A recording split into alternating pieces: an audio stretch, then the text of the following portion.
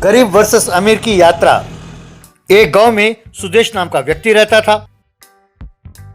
सुदेश का परिवार बहुत गरीब था। सुदेश एक झोपड़ी में अपने पत्नी शशि और बेटे टिन्नू के साथ रहता था। वो हर रोज सवेरे शहर के फैक्ट्री में काम करने के लिए जाता था। उस गांव से शहर के लिए केवल एक शेयर ऑटो था। उस ऑटो में पीछे 5 लोग, आगे 4 लोग और छत के ऊपर 4 लोग बैठकर जाते थे।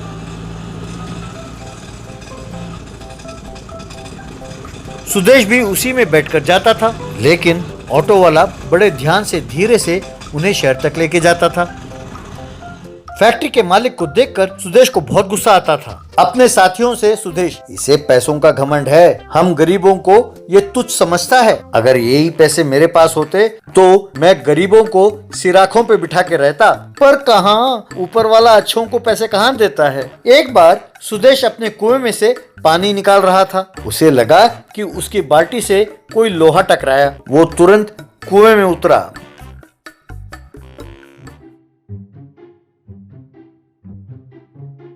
बड़े बड़े लोहे के संदूक बाहर निकाला। उन संदूकों में बहुत सारे हीरे और सोना था। ये देखकर सुदेश, टिन्नू और शशि बहुत हैरान हुए। उन्हें बेचकर सुदेश करोड़पति बन गया। बड़ी हवेली बनवाया, कई कार खरीदे और घर में ढेर सारे नौकरों को रखा। एक दिन एक नौकर का हाथ फिसला और सुदेश के ऊपर चाय उंडेल दिया। सुदेश ने उठकर उसके गाल पर जोर से चांटा मारा। क्यों रे भिखारी, तू जानता है कि ये शर्ट की कीमत क्या है? तुम्हारे 1 महीने की वेतन है, अंधे हो क्या? दफा हो जाओ यहाँ से, तुम्हें नौकरी से बर्खास्त किया जाता है। वो बेचारा दुखी होकर चला गया। ये सब शशि और टिन्नू ने देखा। एक दिन शशि, क्यों जी, आप कोई धंधा करना चाहते थे ना? अपने गांव में एक जूट का मिल लगाओ ना, यहाँ कई लोगों को नौकरी भी मिलेगी। क्या इस घटिया गांव में मैं जूट मिल लगाऊं? धत, मैं तो अमेरिका में धंधा करूंगा। मैं अगले हफ्ते ही अमेरिका विमान में जा रहा हूँ। अंग्रेजी बोलने के लिए एक पीए का इंतजाम करने के लिए मैंने अपने दोस्त को कहा है शहर में। वो कल आने वाला है। अब तुम मेरी हैसियत देखती जाओ। अगले दिन सूट पहनकर एक लड़की उनके घर आई। वो सुदेश से, हेलो सर, मेरा नाम शीला है, मैं हूँ आपकी नई पीए। अरे लड़की पीए, अप्सरा की तरह है। वाह, पैसे हो तो कुछ भी हो सकता है। इसे मेरा पास नहीं पता चलना चाहिए, यूं सोचा। फिर उससे, वेरी गुड।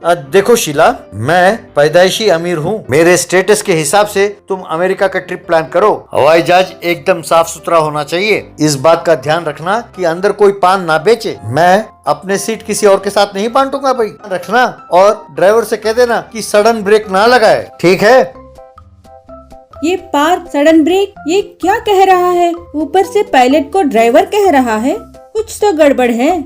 अमेरिका जाने वाले दिन सुदेश सूट पहनकर, चश्मा पहनकर तैयार था। सुदेश टिन्नू और शशि से, मैं मुंबई जाकर वहाँ से अमेरिका का फ्लाइट चढ़ूंगा। वो अपने गांव के ऊपर से ही जाएगा। तुम दोनों ठीक उसी समय अपने घर के छत पर चढ़ना। मैं खिड़की से तुम दोनों को टाटा करूंगा, ठीक है? इतनी ऊंचाई से आपको ये नीचे दिखाई नहीं देंगे न सर? ओ, ये तो पता ही है, मैं तो मजाक कर रहा था। इस तरह सुदेश और शीला एयरपोर्ट तक बड़े कार में गए।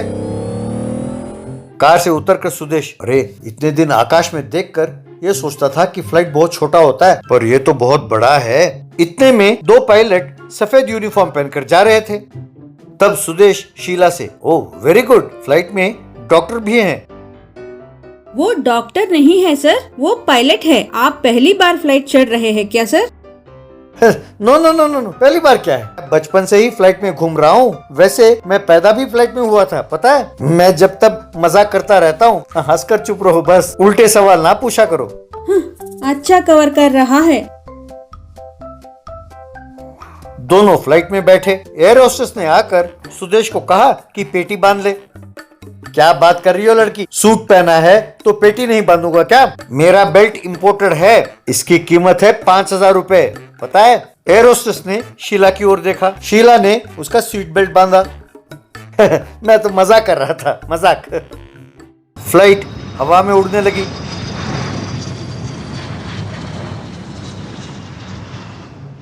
वो फ्लाइट सुदेश के गांव के ऊपर से जा रहा था।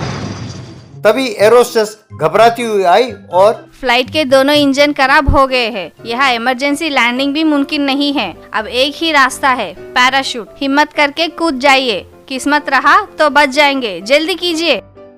हाय रे, इस बेकार प्लेन से हमारे गांव का शहर ऑटो अच्छा है। इंजन खराब होता या पंचर होता तो वो ऑटो वाला किनारे पर रोक देता था। लगता है कि ये ड्राइवर मेरी जान लेकर रहेंगे। हे भगवान। पहले पैराशूट पहनकर कूदते हैं, चलिए। दोनों ने पैराशूट पहना और विमान से कूदने लगे।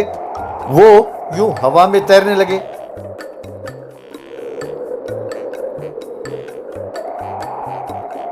वो आकर सुदेश के घर के पास उतरे। उन्हें देखकर शशि और टिन्नू हैरान हो गए। सुदेश गश खाकर गिर गया। बाद में सुदेश शशि से, भगवान, मैं कभी विमान में नहीं बैठूंगा जिंदगी में। मैं तो अपने गांव के बाहर भी नहीं जाऊंगा। मैं अब समझ गया, पैसे होने से क्या फायदा, जिंदगी भी तो होनी चाहिए। जान है तो जहान है। इतना ही नहीं, जो नहीं है उसके पीछे भागने से अच्छा जो है उसी में खुश रहो। पैसों के आते ही मैं भूल गया था कि मैं भी कभी गरीब था। मैंने भी गरीबों को तुच्छ समझा, इसीलिए भगवान ने मेरी आंखें खोल दी। अब मैं अपने ही गांव में एक जूट मिल खोलूंगा जिससे मेरे जैसे मजदूरों और किसानों का फायदा हो। मैं ये पैसे अपने गांव के हित के लिए खर्च करूंगा। ये सुनकर शशि और शीला बहुत खुश हुए। कुछ दिनों बाद सुदेश ने उस गांव में शीला की मदद से एक जूट मिल खोला जिसमें बहुत सारे लोगों को नौकरी मिली। Mini elephant. सुंदर नगर नाम के गांव में चमन नाम का व्यक्ति रहता था। वो हमेशा शर्त लगाकर पैसे कमाता था। लोगों को उकसाकर, शर्त लगाकर, आखिर में किसी न किसी तरह का धोखा देकर पैसे कमाता था। एक दिन उसने 2 इलेक्ट्रिकल लाइनमैन को बातें करते हुए सुना।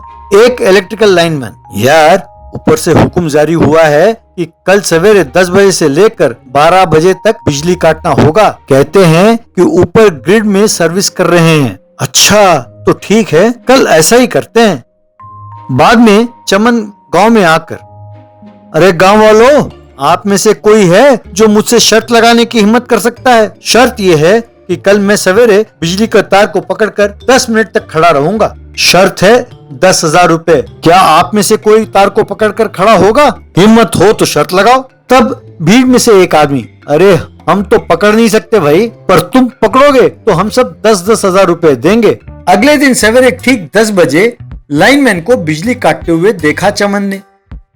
बाद में गांव में लोगों के सामने जाकर वहां के बिजली के खंबे पर चढ़कर तार को पकड़ लिया। लोगों ने हैरान होकर ताली बजाया। फिर सबने उसे पैसे दिए।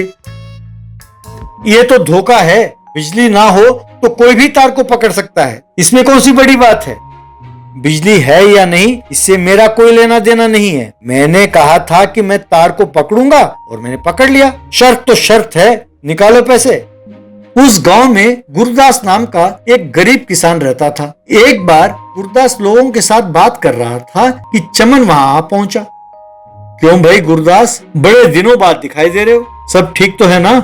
हाँ ठीक है, तुम्हारा कैसे आना हुआ? कहीं कोई शर्त लगाने का इरादा तो नहीं है ना? भाई मेरी तो कोई हैसियत है नहीं।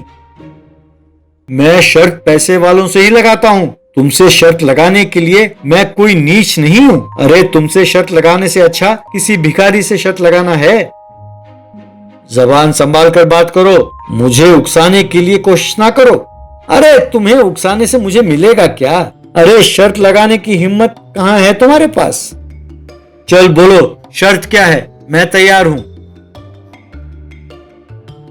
गुरदास, खामखां तैश में आकर अपने पैसों को ना गवाओ। याद है कि इन पैसों से तुम्हें खाद खरीदना है। तुम बीच में ना पड़ो। मेरे पैसे, मेरी मर्जी। तुम बताओ चमन, क्या शर्त है? कल मैं इस हाईवे में आधा घंटा लेटूंगा। मुझे बस या ट्रक कुछ भी नहीं कर सकते। लगी शर्त 25,000 की। बोलो मंजूर है? अगर तुम ऐसे लेटे तो बस या लॉरी आकर तुम्हें कुचल देंगे। तुम्हारा मरना निश्चित है। मैं इस शर्त के लिए तैयार हूँ। अगले दिन गांव वाले उत्सुक होकर वहां जमा हुए। उतने में चमन एक कार में वहां आया और उसे रोड में पार्क करके उसके नीचे लेट गया। बस और लॉरी पास से गुजरने लगे। आधे घंटे बाद वो वहां से उठा। ये तो धोखा है, कार के नीचे लेटने से ये शर्त कैसा हुआ? शर्त ये था कि मैं सड़क पर लेटूंगा, किसके नीचे लेटता हूँ वो नहीं, चुपचाप पैसे निकालो, अगली बार अकल बढ़ाकर मेरे पास आना और शर्त लगाना। ये सुनकर लोग हंसने लगे तो गुरदास अपमानित महसूस करने लगा। बाद में चमन के पास नवीन नाम का एक युवक आया। सुना है कि कल मेरे पिताजी को तुमने शर्त में हराया। मैं मेरे पिताजी जैसा नहीं हूँ, मैं बहुत बलवान हूँ, मैं कोई भी भार उठा सकता हूँ। ये देखो, इस फोटो में जो हाथी है वो जो भी उठाए मैं भी वो उठा सकता हूँ। शर्त लगी 1 लाख रुपए की, है हिम्मत? क्या तुम इतना बलवान हो कि जो ये हाथी उठा सकता है वो तुम उठा लेते हो? उतना वजन उठा लोगे? चलो, मैं शर्त लगाने के लिए तैयार हूँ। गाँव वालों, आप भी इसके साक्षी हैं। कल ठीक 10 बजे मेरे पिताजी वो हाथी लेकर आएंगे, तब शर्त शुरू हो जाएगी। अगले दिन चमन एक ट्रक में बड़े बड़े लकड़ी लेकर वहां आया। एक क्रेन की सहायता से उन्हें नीचे उतारा। इतने में साइकिल पर नवीन छोटी छोटी लकड़ी लेकर आया। क्यों बच्चों, हाथी ये बड़ी लकड़ियां उठाएंगी और तुम ये छोटी लकड़ियां उठाओगे? शर्त में ये सब नहीं चलेगा, तुम्हें भी बड़ी लकड़ी ही उठाना होगा। अरे खाने से पहले ही स्वाद की बात क्यों करते हो? फोन करके, पिताजी आप उस हाथी को लेकर आइए, शर्त शुरू करते हैं। लोग उत्सुक होकर देखने लगे। तब गुरदास कुत्ते जितना एक हाथी को लेकर वहां आया। उसे देखकर लोग चौंक गए।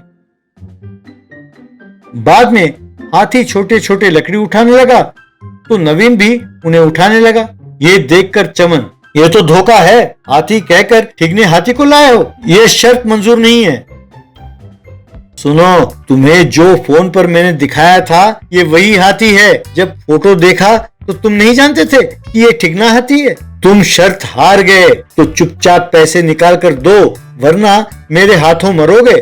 चमन ने लाचार होकर नवीन को 1 लाख रुपए दिए। ये देखकर लोगों ने ये सोचकर खुशी से ताली बजाई कि चलो आखिर में नवीन को अच्छा सबक मिला।